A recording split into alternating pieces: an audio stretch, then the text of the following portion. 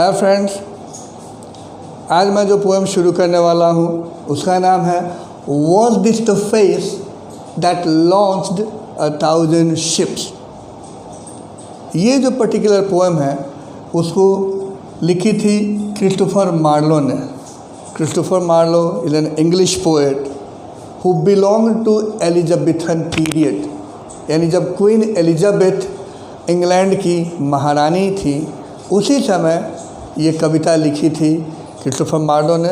भले ही उनकी उम्र ज़्यादा दिन तक नहीं जिए, लेकिन इन्होंने जो अपनी कृति लिखी, जो भी लिखी, वो अमर है और बहुत महत्वपूर्ण है। दुनिया के हर साहित्य के कॉलेजेस में और यूनिवर्सिटीज़ में पढ़ाई जाती है। तो ये जो है बेसिकली एक ड्रामा है जिसका नाम है डॉक्टर फॉस्टस। उसी से ये एक्सट्रैक्ट किया गया है, उस ड्रामा से ये पोएम निकाल के लिया गया है और आपको पढ़ने के लिए दिया गया है फंक्शनल इंग्लिश में। तो महत्वपूर्ण इस मामले में है कि यहाँ हेलेन, एक समय था जब हेलेन सबसे खूबसूरत महिला थी जिसके लिए कई लड़ाइयाँ लड़ी गई। हमारे समाज में आज भी स्त्रियां जो है वो एक वस्तु की तरह परोसा जाता है, आज भी ट्रीट किया जाता है और उसको इज़्ज़त का एक टैबू माना जाता है, या फिर उसके लिए लोग जान लेने देने तक के लिए उतारू हो जाता है। और ये इतिहास रहा है। अगर हम पहले इतिहास को पढ़ें, ठीक है, रोमांसेस को पढ़ें, तो उनके लिए खून भी बहे हैं और बहुत कुछ हुआ है। उसी में से जो है कि ये कहानी ये है कि डॉक्टर फॉस्टस की जब आत्मा अब ख़त्म होने वाली है, उसकी मृत्यु होने वाली है, तो उसको भूलना चाह रहा है। तो चूँकि उसके पास मैजिकल पावर आ गई है, तो वो इच्छा जता रहा है कि उसके सामने हेलेन को बुलाया जाए, जो अब नहीं है। चूँकि उसने बहुत सारे किस्से सुने, हम आप सभी किस्से सुने हुए हैं राजा महाराजाओं के बारे में।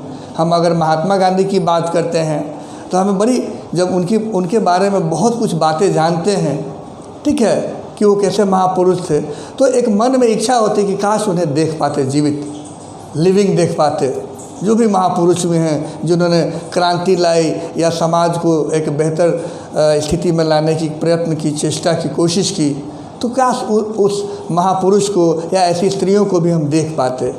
तो ऐसी एक ताकत है जो सबको जीवन में ला सकता है, यानी कि सामने प्रस्तुत कर सकता है। वो वस्तुतः तो वास्तविक नहीं होगा, लेकिन बिल्कुल हूबहू सब आ जाएगा। यानी जैसे जीवित थे वैसे ही, जैसे हम टीवी पे एक्शन में देखते हैं या कोई भी पिक्चर देखते हैं तो सब कुछ सामने घटित होती है, लेकिन उसको हम कैद नहीं कर सकते हैं, यानी उसको छू नहीं सकते हैं। बस वो एक रिकॉर्डिंग डिस्क में वो कैद है। तो ऐसे ही मैजिक से लाया जा सकता था सामने। तो मेफिस्टोफेलिस जो है लूसीफर का जो दास रहता है या फिर उसका नौकर रहता है, वो इनके ध्यान को भटकाने के लिए, डर के ध्यान को भटकाने के लिए ऐसा वो करता है। क्योंकि जब सबसे पहले पावर आती है डॉक्टर फॉस्टस के शरीर में या उसके जहन में, तो उसकी जो इच्छा होती है, यानी ये एक तरह की फ़िलॉसफी भी है, मॉरलिटी प्ले भी है, कि जब आदमी के पास पैसा और पावर आता है तो सबसे पहले वो इच्छा पूरी करना चाहता है जिसके लिए वो ललायित रहता हो, जिसके लिए वो तरसा हो, या जो उसकी प्राथमिकता रही हो वही वो पूरा करना चाहेगा, चाहे वो जो हो। तो इसकी इच्छा है कि एक खूबसूरत महिला उसके जीवन में आए जिसको ये प्रेमिका बना सके। चूँकि वो प्रेम के लिए तरसा है, तो हेलेन ही उसके लिए एक मापदंड है, जो सबसे खूबसूरत स्त्री थी बहुत साल पहले, इतिहास है, तो उसको वो चाहता है कि वो सामने आए, ठीक है। तो जब सामने प्रस्तुत किया जाता है मेफिस्टोफेलिस द्वारा, तो वो इतनी खूबसूरत महिला है कि देखकर सारे अचंभित रह जाते हैं और सब मोहित हो जाते हैं, मंत्रमुग्ध हो जाते हैं और सब उसको वो करते हैं, सब उसको पाना चाहते हैं। जिसमें डॉक्टर फॉस्टस वो आश्चर्य से उसके मुंह से जो है ये एक लंबी 20 पंक्तियों की कविता निकल आती है, was this the face that launched 1000 ships, क्या यही ये महिला है जिसके लिए हजारों खून बहे थे लोगों के, हजारों शिप से लड़ाइयाँ हुई थी, टॉपलेस टावर को हिला दिया गया था, मारा गया था, एकाइलस मारा गया, मतलब एक से एक महापुरुषों की डेथ हो गई थी इस महिला के लिए। तो अब सवाल उठता है कि महिला की क्या गलती है? ये तो समाज का ऐसा ढांचा है, ऐसा सिस्टम बनाया गया है कि सब जगह महिला को ही दोष दिया जाता है। तो ये उसकी खूबसूरती की समस्या थी कि क्या थी, खैर ये दूसरी बात है। लेकिन जो पोएम निकल के आई वो ये थी, वो आश्चर्य थी, ये क्वेश्चन था, oh my god, real beauty, true beauty, we have not seen such a beauty. तो आश्चर्य से निकलते कि वॉज दिस द फेस, क्या ये वही लेडी है, यही महिला है जिसके लिए हजारों हजार नाव से, बोट से, शिप से लड़ाइयाँ हुई थी और हजारों लोगों की खून बहे थे, मौत हुई थी। ठीक है, तो उसको हम पढ़ें कि what is the faith that launched 1,000 ships and burned the topless towers of Ilium। इसके लिए पूरा विरासत का विनाश हो गया था। टॉपलेस टावर ऑफ एलियम, रोम में जो लड़ाइयाँ छिड़ी थी। Sweet Helen make me immortal with a किस। अब उसके अंदर की इच्छा है कि मैं उसको किस करूं, उसका चुम्बन लें ताकि उसको महसूस कर सकें। ये एक भावना होती है। तो her lips suck forth my soul where it flies. ठीक है, यानी वो ललायित हुए जा रहा है उसका चुम्बन लेने के लिए, उसको किस करने के लिए। उसका हृदय जो है वो उसका अपना हृदय नहीं रहा, उसका सोल जो है अपना सोल नहीं रहा, वो उसका हो चुका है।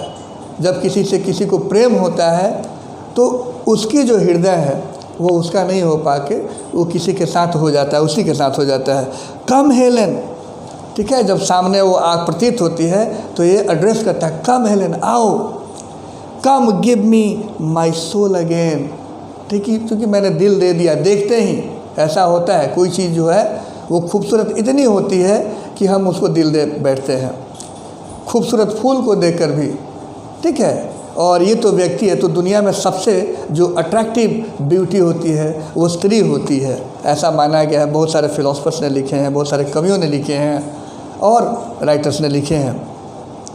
एक तो लाइन है एज यू लाइक इट का, ये विलियम शेक्सपियर की लिखी हुई एक ड्रामा है जिसमें रोजालिंड जो है वो कहती है कि beauty provoketh thieves sooner than gold. यानी कि खूबसूरती, स्त्रियों की खूबसूरती जो है वो चोरों को भी इतनी आकर्षित करती है कि वो सोना चांदी छोड़ के सबसे पहले खूबसूरती को लूटेंगे। तो ये तो रहस्य है और शायद यही वजह है कि इसके लिए लोग खून खराबा करने के लिए भी तैयार हो जाते हैं। तो कहता है come Helen give me my soul again, मेरी आत्मा को वापस करो। Here will I dwell for heaven in these lips, कि इन होठों में, चूँकि स्त्रियों के एक एक अंग के वर्णन किए जाते हैं, इन होठों में स्वर्ग बसता है। मैं तुम्हारे इन होठों पे बसना चाहता हूँ, छोटा बन के भी बसना चाहता हूँ। And all is dross that is not Helena, और इस हेलन के अलावा कुछ है ही नहीं, सब बेकार है, सब व्यर्थ है, सब संपत्ति बेकार है। I will be Paris and for love of the, मतलब सब कुछ दाव पे लगा सकता हूँ पैरिस तुम्हारे प्रेम के लिए, O Helena. Instead of Troy shall Wittenberg be sacked. जैसे ट्रॉय जो है वो रोम में, इसके लिए लड़ाइयाँ हुई थी, तो मैं विटनबर्ग, चूँकि वो बिलोंग करता था जर्मनी से, डॉक्टर फॉस्टर, तो उसको भी दाव पे लगाने के लिए तैयार था कि मैं सब कुछ हारने के लिए तैयार हूँ, मैं उससे लड़ाई लड़ूंगा। And I will combat with weak Menelaus, Menelaus एक बड़ा योद्धा था जो समाज को बचाने के लिए अपनी जान दी थी, उससे मैं लड़ूंगा, उसको भी, weak Menelaus. And wear my colours on my plumed crest, yea I will wound Achilles in the हिल।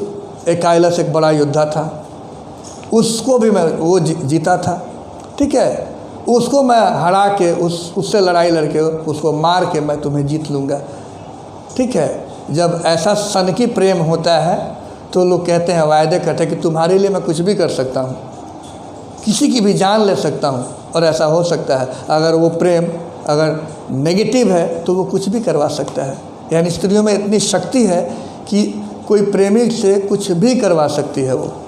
लेकिन ये प्रेम नहीं होता है, वो दूषित होता है, वो नेगेटिव होता है, वो डिस्ट्रक्टिव होता है। क्योंकि प्रेम में क्रिएशन होता है, डिस्ट्रक्शन कभी भी नहीं। लेकिन यहाँ ये दावे किए जा रहा है, अब तो नेगेटिव हो चुका है कि yea I will wound Achilles in the heel and then return to Helen for a kiss. तुम एक चुम्बन दो, एक किस दो, मैं एकाइलस की हत्या करके आऊँगा, उसको हरा के आऊँगा, उसको मार के आऊँगा, बस। O thou art fair than the evening air. अब यहाँ तुलना है, इसको हम बिंब अलंकार कहेंगे, फेयर दैन, ठीक है, कंपैरिजन है। You are fair than evening air. क्योंकि शाम जो है वो सबसे हसीन होती है, सबसे खूबसूरत होती है। इसीलिए शाम में जनरली हम टहलने जाते हैं, पार्क में जाते हैं, बगीचे में जाते हैं, फुलवारी में जाते हैं, तो वो काफ़ी रोमांटिक पीरियड होता है। उससे भी तुम खूबसूरत हो, हेलेना के लिए आता है। Clad in the beauty of 1,000 stars, जिसके जो कपड़े हैं, जिसके पोशाक हैं, वो पूरे सितारे हैं, हजारों हजार सितारे, इतनी खूबसूरत है। Clad in the beauty of 1,000 stars, brighter art thou than flaming Jupiter. Again comparison, ठीक है। ये जो है यहाँ पर फिर मेटाफर यूज किया जा रहा है, ब्राइटर दैन फ्लेमिंग जुपिटर। यानी जुपिटर यहाँ कहा जाता है सूरज को। सूरज से इस दुनिया में, इस ब्रह्मांड में कोई भी ज़्यादा चमकीला चीज़ नहीं है। ब्रह्मांड तो अंधेरा होता है, लेकिन सूरज की रोशनी से ही पूरा ब्रह्मांड जो है वो उजाला हो जाता है। और ये हाइट ऑफ कंपैरिजन है, हाइट ऑफ कॉम्प्लीमेंट है कि हेलन की खूबसूरती की तुलना सूरज से भी ब्राइटर करके वो बताता है। इंसान अतिशयोक्ति यूज़ करता है जब उसको प्रेम होता है या किसी चीज़ की जब तुलना करता है, तो कहता है brighter art thou than flaming Jupiter when he appear to hapless Semele. यानी उसकी ब्राइटनेस कुछ भी नहीं है। More lovely than the monarch of the sky. और मोनार्क ऑफ द स्काई क्यों कहा जाता है कि सूरज ही आसमान का बादशाह है, उससे भी ज़्यादा तुम खूबसूरत हो, ठीक है। In wanton Arethusa's azured arms and none but thou shalt be my पैरामूर।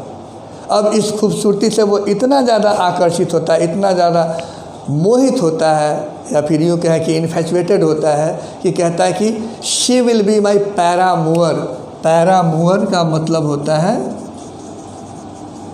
Beloved, ठीक है, यानी प्रेमिका या प्रेयसी। ये इस पोएम का सारांश है, या फिर यूँ कहें कि एक्सप्लेनेशन है, जो बहुत ही खूबसूरत पोएम है।